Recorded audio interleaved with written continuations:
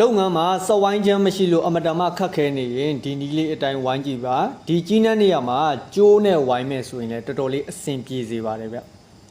good မိတ်ဆွေတို့လုပ်ငန်းထဲမှာပလေယာအယိုးတွေအခုလိုမျိုးကျွတ်တက်တဲ့လူတွေအများကြီးကြုံဘူးမှာပါအဲ့လိုကြုံတဲ့အခါမျိုးတွေမှာပလေယာအယိုးတွေကိုကော်ထည့်ပြီးတော့အပူပေးပြီးတော့စွတ်ပါမကျွတ်တော့ပါဘူးကျွန်တော်တို့ရေပိုက်အဆက်တွေကိုစီတိတ်ကပ်ဖို့အတွက်ခက်ခဲတဲ့နေရာတွေကြတော့ကပ်ဖို့အတော်ခက်တယ်ပေါ့နော်အဲ့ဒီလိုမျိုးနေရာတွေဆိုရင်သူ့ကိုဝင်လောက်ရလောက်တဲ့ပစ္စည်းလေးသုံးပြီးတော့အခုလိုပတ်လို့ရပါတယ်ဒါကတော့ကျွန်တော်တို့